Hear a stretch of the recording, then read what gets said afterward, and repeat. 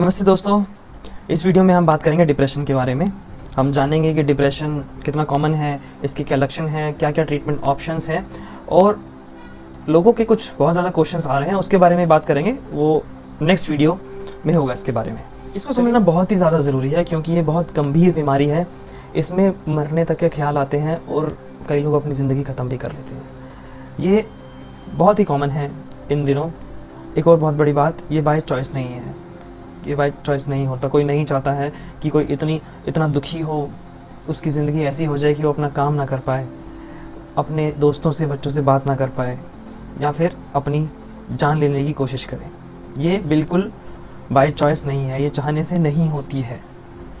इसमें कुछ भी ऐसा नहीं है कि किसी का दिमाग कोई कमज़ोर है। ये वैसा ही है कि किसी को भी डायबिटीज़ हो सकता है, ब्लड प्रेशर हो सकता है, कोई कैंसर हो सकता है। इसमें उसका कोई कसूर नहीं है। डिप्रेशन भी ऐसा ही है। कुछ रिस्क फैक्टर्स हो सकते हैं, बट डिप्रेशन किसी को भी कभी भी हो सकता है। एक साइकेट्रिस्ट को हो सकता है, एक प्राइम मिनिस्टर को हो सकता है, एक एक्टर को हो सकता है, एक जर्नलिस्ट को हो सकता है, किसी को भी हो सकता है। तो अब बात करते हैं मेनली सिम्टम्स डिप्रेशन के क्या क्या हैं। तो सबसे पहले हम समझते हैं लक्षणों के बारे में। डिप्रेशन में कम से कम डिप्रेशन के 9 लक्षण होते हैं, तो कम से कम 5 लक्षण होने चाहिए और ये कम से कम 2 हफ्ते तक होने चाहिए। और इसमें 2 खास लक्षण हैं। तो पहले जो 2 लक्षण हैं वो खास लक्षण है। पहला है सैडनेस ऑफ मूड, दूसरा है एनीडोनिया। सैडनेस ऑफ मूड का मतलब कि मन की उदासी, पर ये वैसी नॉर्मल वाली मन की उदासी नहीं जो कभी थोड़ी देर के लिए हुई और चली गई, या फिर रो लेने के बाद शांति मिल गई है। पर ये ऐसा डिप्रेशन है कि कोई रो भी ले, कोई तसल्ली नहीं मिलेगी, बात भी कर ले किसी से, तब भी तसल्ली नहीं मिलती। पूरा दिन मन खराब ही रहता है, मन उदास ही रहता है और कोई सिचुएशन भी बदल जाती है। मतलब कोई खुशी की बात भी आई तो भी खुशी नहीं मिलेगी। नॉर्मली क्या होता है कि अगर हम थोड़े से परेशान भी हैं तो अगर कोई खुशी की बात आई तो मन थोड़ा सा खुश होगा। पर कोई पेशेंट अगर डिप्रेस्ड है, उसे क्लिनिकल डिप्रेशन है, तो वो खुशी की बात आने पर, खुशी का त्यौहार आने पर भी खुश नहीं होगा, उसे खुशी नहीं मिलेगी। दूसरे सिम्टम्स की बात करते हैं एनीडोनिया। मतलब एनी मतलब नहीं मान लो, डोनिया मतलब मज़ा। तो नहीं रहा मज़ा। तो जैसे जिन चीज़ों में पहले मज़ा आता था उन चीज़ों में अब मज़ा नहीं आता है, उसे कहते हैं एनीडोनिया। जैसे कि किसी बच्चे को टीवी देखने में मज़ा आता था, वो टीवी नहीं देख रहा है, उसे टीवी देखने में मज़ा नहीं आ रहा है, उसे खेलने में मज़ा नहीं आ रहा है। कोई अंकल जी थे जिनको लोगों से बात करने में मज़ा आता था, टहलने में मज़ा आता था, अखबार पढ़ने में मज़ा आता था, बट ये सब काम अब वो कर रहे हैं तो उन्हें मज़ा नहीं आ रहा। कोई लेडीज़ हैं जिनको गार्डनिंग में मज़ा आता था, जाके अपनी किटी पार्टीज अटेंड करना में मज़ा आता था, वो ये सब नहीं कर रही हैं, कर भी रही हैं तो उन्हें मज़ा नहीं आ रहा है, एनीडोनिया पूरा टाइम रह रहा है।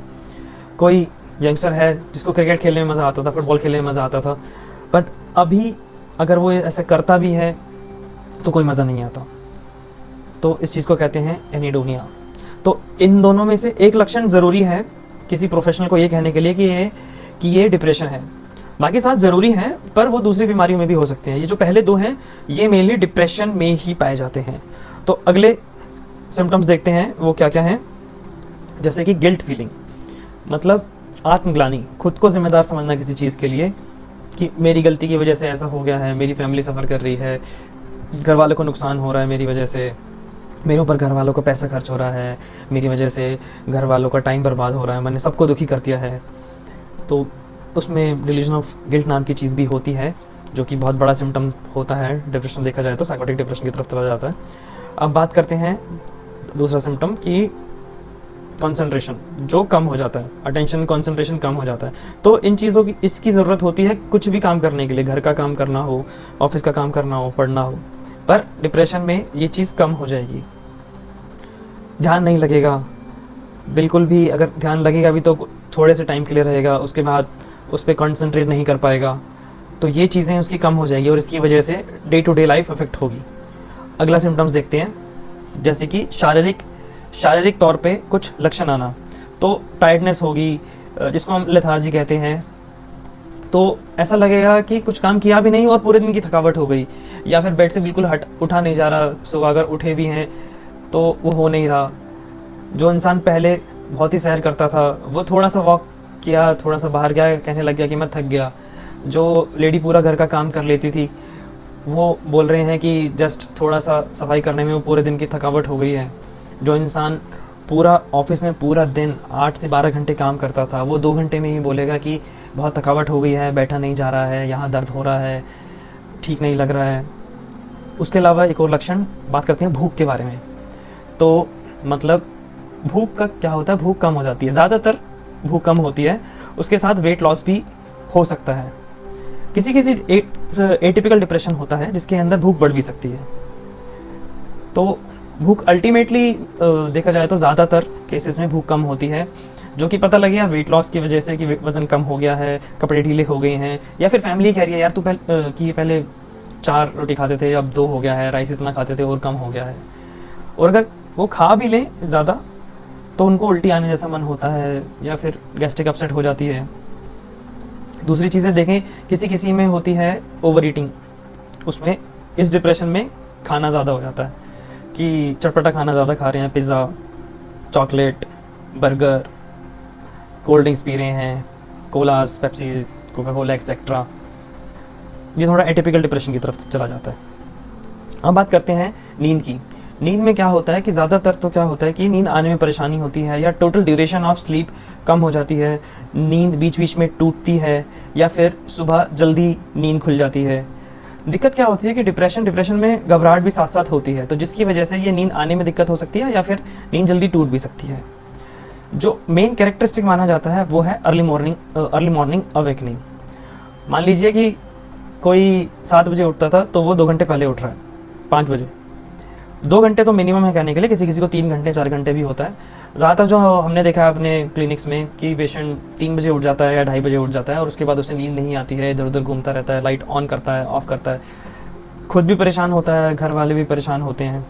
वो जानबूझ के ऐसा नहीं कर रहा है, ये सिम्टम है, ये डिप्रेशन का पार्ट है। नींद में कुछ और चीज़ें भी हो सकती हैं, जैसे कि अगर पेशेंट सोया भी है रात भर तो वो रिफ्रेशिंग नींद नहीं है, सुबह उठ के अच्छा नहीं लग रहा है, ऐसा नहीं लगा कि ठीक से सोए हैं, या सोए भी हैं तो पूरी रात गंदे गंदे सपने आए हैं, मतलब वो डीप स्लीप तक पहुँचे ही नहीं है। जो सपने आते रहे हैं वो NREM स्लीप में आते रहे हैं, non rapid eye movement sleep में आते रहे हैं, और उसके अंदर रिफ्रेशिंग स्लीप नहीं मिली है। एक चीज़ है नींद ज़्यादा आना, मतलब नींद ज़्यादा नहीं कि जस्ट पड़े रहना, कि बेड पे पड़े हैं और बस बेड पे पड़े हुए हैं, नींद नहीं आ रही है, उठने का भी मन नहीं कर रहा है, बस बेड पे पड़े रहे हैं। अगला एक और खास सिम्टम की बात करते हैं जो है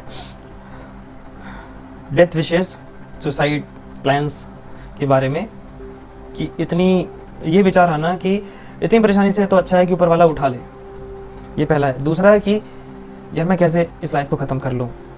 तीसरा ये जिसको सबसे ज़्यादा खतरनाक होता है सुसाइड के अंदर, कि कुछ पूरी प्लानिंग है कि भाई इस तरीके से मैं अपनी लाइफ को ख़त्म कर लूँ। ये डिप्रेशन का पार्ट है, डिप्रेशन का पार्ट है। तो कारण देख लेते हैं डिप्रेशन होता क्यों है। मोनोमीन थ्योरी दी गई थी इसके लिए, तो 3 न्यूरोट्रांसमीटर बताए गए थे, सेरोटोनिन, डोपामीन, नॉरएपिनेफ्रिन। तो मेनली देख लेते हैं कि ज़्यादातर केसेस में जो मेन थ्योरी है वो है सेरोटोनिन के रिगार्डिंग, कि सेरोटोनिन का लेवल कम हो जाता है दिमाग में, विद इन द साइनेप्सिस कम हो जाता है, और कुछ सेरोटोनिन रिसेप्टर्स होते हैं वो अपरेगुलेट कर जाते हैं, जिसकी वजह से ये डिप्रेशन के सिम्टम्स आते हैं। और इलाज के लिए भी हम ज़्यादातर जब जो कॉमन मेडिसिन वो है SSRI, selective serotonin reuptake inhibitor, जो कि सेरोटोनिन का लेवल इंक्रीज करती है दिमाग में। कुछ सिम्टम वो भी देख लेते हैं जो कि क्राइटेरिया वाली बुक्स में मेंशन नहीं है बट डिप्रेशन में हो सकते हैं, जैसे कि पेन होना, इधर उधर पेन होना, घबराहट रहना, या फिर कभी कभी हाथ पैर कांपना भी हो जाता है। तो इस टाइप से चीज़ें भी इसमें मिलती हैं। कुछ कॉजेज़ देखते हैं जी, स्ट्रेस की वजह से, स्टडीज़ रिलेटेड स्ट्रेस की वजह से, वर्क रिलेटेड स्ट्रेस की वजह से, फैमिली के रिगार्डिंग स्ट्रेस की वजह से, कोई अर्ली डेथ की वजह से। और रीज़न क्या हो सकते हैं कि जेनेटिक्स है, कि पेरेंट्स में डिप्रेशन था, पेरेंट्स में बाइपोलर डिसऑर्डर था, उसकी वजह से चाइल्ड में होने के भी चांसेस होते हैं। कोई थायराइड डिसऑर्डर हो सकता है, विटामिन B12 की कमी हो सकती है, ये भी रीज़न होते हैं डिप्रेशन के। एक चीज़ बता दें कि डिप्रेशन को डायग्नोज करने के लिए ना ही EEG की ज़रूरत है, ना कोई MRI की ज़रूरत है, ना पेट स्कैन की ज़रूरत है। कुछ चीज़ें, कुछ इन्वेस्टिगेशन चाहिए होंगे just to rule out, but ऐसा नहीं है कि कोई जांच करने के बाद डिप्रेशन के बारे में पक्की डायग्नोसिस बन जाएगी।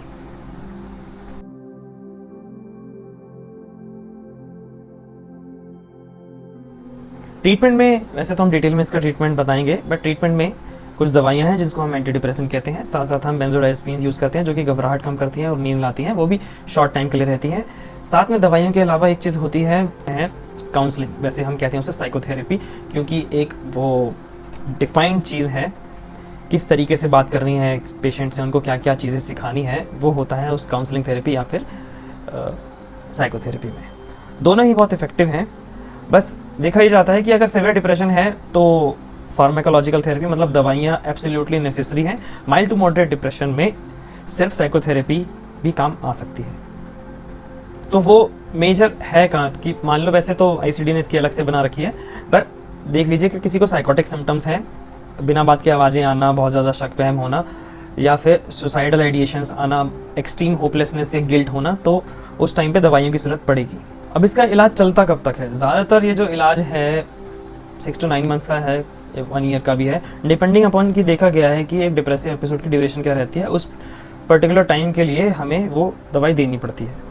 देखा ये भी गया है कि अगर दवाई ना भी दी जाए तो 9 महीने से 1 साल में डिप्रेशन अपने आप भी ठीक हो सकता है। बट दवाई देने का या फिर काउंसलिंग थेरेपी देने का रीज़न ये है कि वो जो 9 महीने हैं, वो जो 6 महीने हैं, वो बचाए जा सकें, ताकि जो नॉर्मल रेगुलर लाइफ चल रही थी उसको नुकसान ना पहुंचे, काम को नुकसान ना पहुंचे, फैमिली रिलेशनशिप्स को नुकसान ना पहुंचे, दोस्तों के साथ जो रिलेशनशिप है उसको नुकसान ना पहुंचे।